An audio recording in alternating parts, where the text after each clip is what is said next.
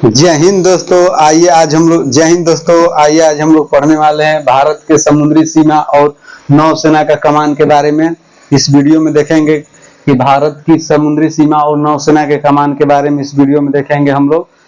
तो आइए हम लोग पहले समुद्री तट के बारे में समझते हैं कि समुद्री सीमा होता क्या है। समुद्री सीमा वो लाइन होती है जहां से देखिए कि अपनी स्थल से समुद्र में अपने सैनिक को रखा जाता है।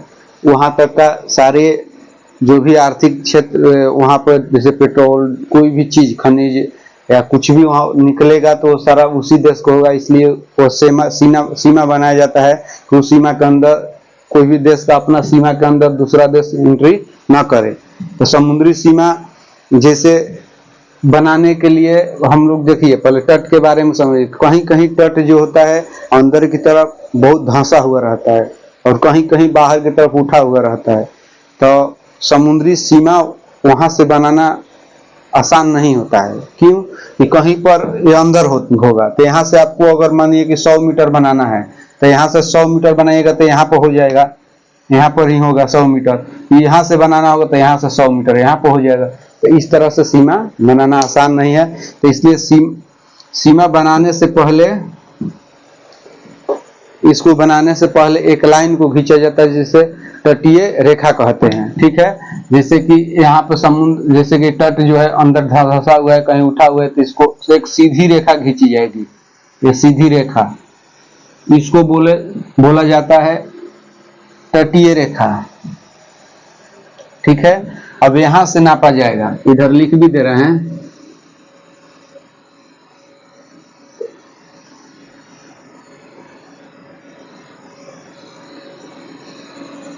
तटीय रेखा, ठीक है, यह है तटीय रेखा। यहाँ से ही कोई भी दूरी नापा जाएगा, समुद्री सीमा या कुछ सारी दूरी यहीं से तटीय रेखा से। ये यहाँ से नहीं नापा जाएगा, इस जगह से नहीं नापा जाएगा, जो भी नापा जाएगा समुद्री तटीय रेखा से। ठीक है, तो यहाँ के बाद अब हम लोग पढ़ने वाले हैं कि आगे इसके बारे में क्या क्या चीज मैंने देखना है, सब हम लोग देखेंगे इस वीडियो में। तो आइए हम लोग देखते हैं कि जो तटीय रेखा है यहाँ से 12 नॉटिकल मील, पहले नॉटिकल मील के बारे में हम लोग समझने वाले हैं कि नॉटिकल मील होता क्या है। तो नॉटिकल मील जैसे समुद्र स्थल पे अगर दूरी को नापना है किसी एक देश से दूसरे देश के बीच में या किसी एक राज्य के दूसरे राज्य के बीच में अगर दूरी को नापना है, जैसे ऐसा किसी एक शहर से दूसरे शहर के बीच में अगर दूरी को नापना है तो हम लोग किलोमीटर में बताते हैं कि यहाँ से 500 किलोमीटर ये शहर है, यहाँ से 200 किलोमीटर ये शहर है। लेकिन अगर समुद्र में बताने को बोल दिया जाए कि अगर समुद्र में कि यहाँ से इतनी दूरी पर कोई नाव है तो कितनी दूरी पर है वो, तो किलोमीटर में बताएंगे 2 किलोमीटर में है, नहीं पता चलेगा। क्योंकि स्थल पर दूरी को नाप सकते हैं किलोमीटर पर, बाकी जल में नहीं नाप सकते। तो उसको नॉटिकल मील से नापा जाता है। नॉटिकल मील देखते हैं कि कितने किलोमीटर के बराबर होता है। अगर 1 नॉटिकल मील होता है तो 1 नॉटिकल मील यहाँ पे लिख रहे हैं कि 1 नॉटिकल मील बराबर होता है 1.852 किलोमीटर। ठीक है, अगर 1 नॉटिकल मील है तो सोच लीजिए कि 1.852 किलोमीटर इतनी दूरी पर है। तो आइए हम लोग तटीय रेखा से 12 नॉटिकल मील, मैंने यहां से 12 नॉटिकल मील जो है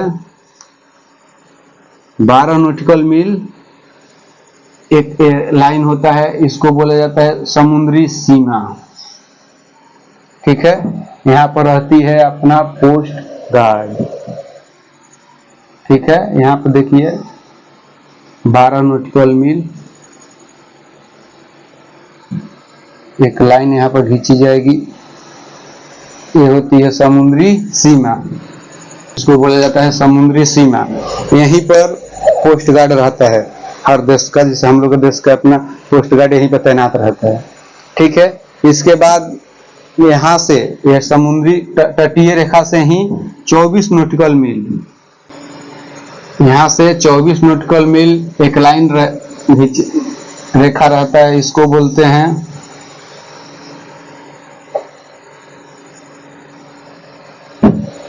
संलग्न क्षेत्र। ठीक, इसको बोलते हैं संलग्न क्षेत्र।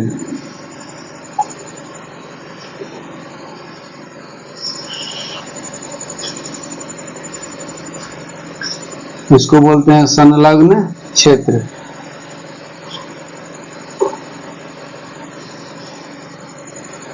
संलग्न क्षेत्र बोला जाता है समुद्री तट से 24 नॉटिकल मील की दूरी को।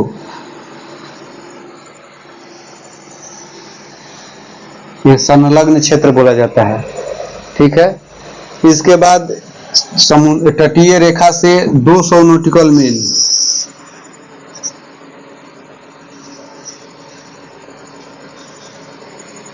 तटीय रेखा से 200 नॉटिकल मील एक रेखा होती है, इसको बोला जाता है अनन्य आर्थिक क्षेत्र। ठीक है, यहाँ से 200 नॉटिकल मील को बोला जाता है अनन्य आर्थिक क्षेत्र। देखिए ये सब ऐसे है, इधर थोड़ा सा हम लोग टिप दे दे रहे हैं।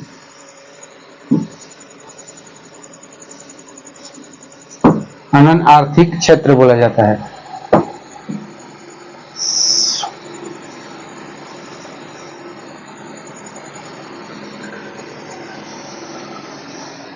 अनन्य आर्थिक क्षेत्र, अनन्य आर्थिक क्षेत्र का मतलब कि यहाँ पे जो भी खनिज या जो भी पेट्रोल या कोई भी पदार्थ निकलेगा वो उसी देश का होगा जिस देश के 200 नॉटिकल मील के अंदर में आता होगा।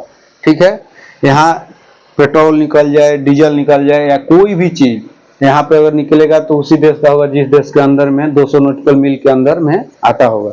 ठीक है, इसके बाद यहाँ से जैसे अनन्य आर्थिक क्षेत्र से 200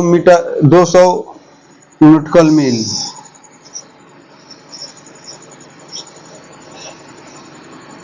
दूरी पे, यहां से 200 नॉटिकल मील दूरी पे इधर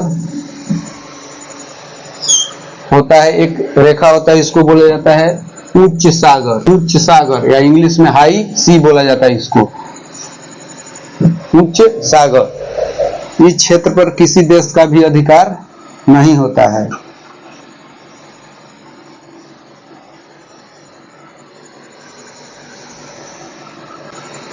इस पे किसी देश का भी अधिकार नहीं होता है।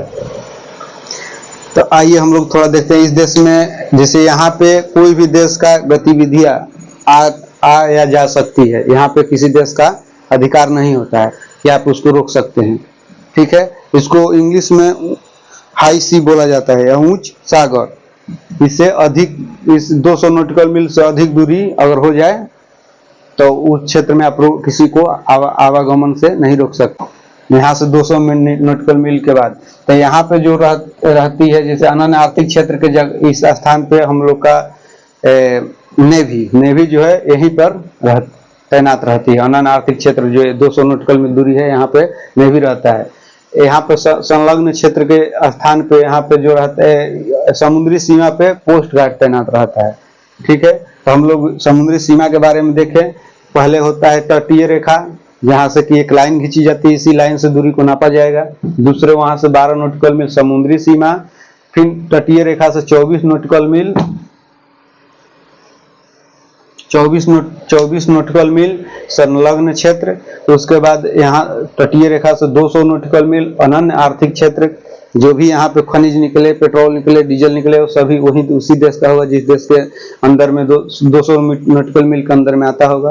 तो इसके बाद अनन्य आर्थिक क्षेत्र से 200 नॉटिकल मील से अधिक माने की दूरी जो है, उसके बाद वो सब उसको बोला जाता है उच्च सी। वहां पे किसी देश का अधिकार नहीं होता है। तो हम लोग इसके बारे में देख लिए, समुद्री सीमा के बारे में देखें, जो कि 1 नॉटिकल मील बराबर होता है 1.852 किलोमीटर।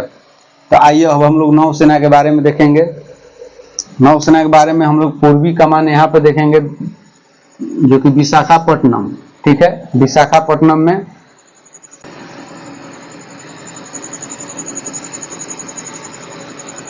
विशाखापट्टनम।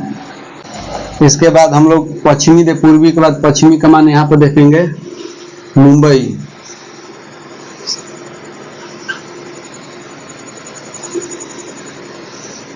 मुंबई में नौसेना का पूर्वी कमान विशाखापट्टनम, पश्चिमी कमान मुंबई और दक्षिणी कमान कोची।